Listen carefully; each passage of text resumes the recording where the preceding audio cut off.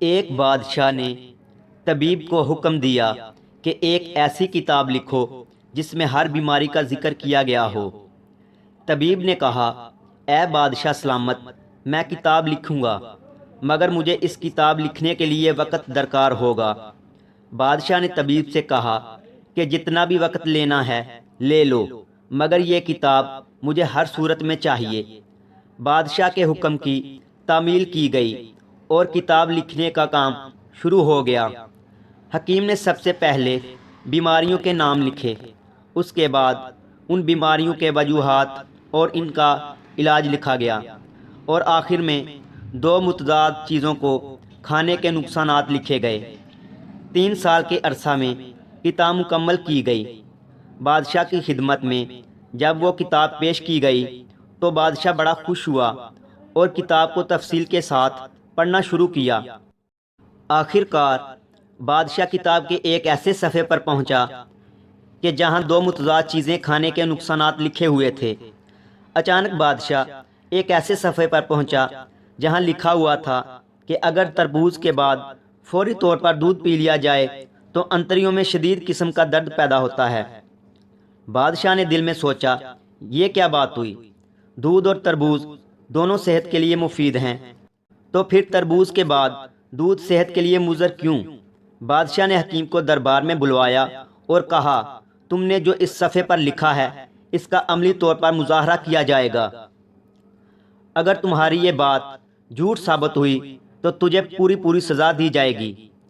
بادشاہ کے حکم پر ایک غریب کسان پر تجربہ کیا گیا۔ کسان کو سب سے پہلے تازہ تربوز کھلایا گیا اور اس کے بعد گرم گرم دودھ پلایا گیا۔ اب سب انتظار میں بیٹھ گئے کہ کب کسان کو انتڑیوں کا درد شروع ہوگا، مگر 2 گھنٹے گزر گئے اور کسان کو کچھ بھی نہ ہوا۔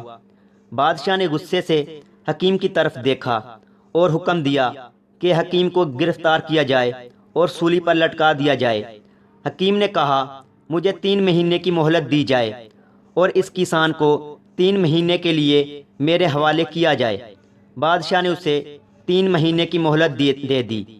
حکیم نے کسان کو شاہی کھانے کھلائے اور سونے کے لیے نرم بستر دیا اور شہزادوں کی طرح اس کی خدمت کی۔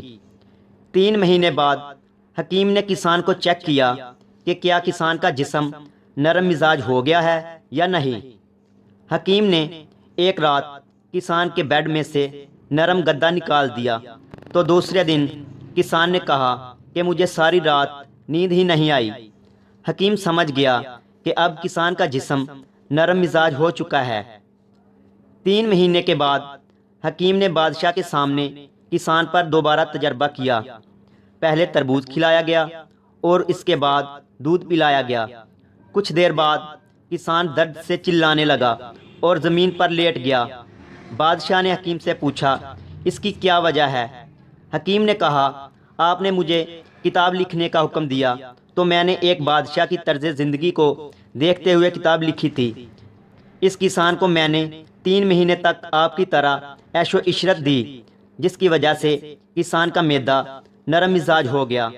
حکیم نے کہا، اگر اب بھی آپ میری بات کا یقین نہیں کر رہے تو آپ بھی تربوز کھا کر دودھ پی لیں۔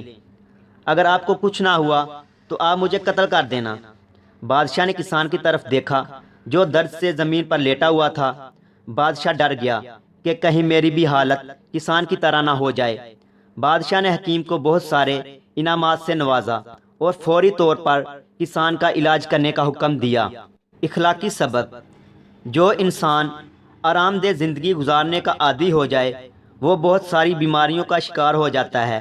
اس لیے انسان کو چاہیے کہ وہ محنت کرے اور اپنے جسم کو مضبوط بنا لے تاکہ وہ صحت مند رہے۔ اگر آپ کو یہ کہانی اچھی لگی ہے تو اسے لائک کریں اور مزید ایسی ہی ویڈیوز دیکھنے کے لیے ہمارے چینل کو سبسکرائب کریں تاکہ ہماری ہر آنے والی نئی ویڈیوز آپ کو آسانی سے مل سکیں۔ تب تک کے لیے اللہ حافظ۔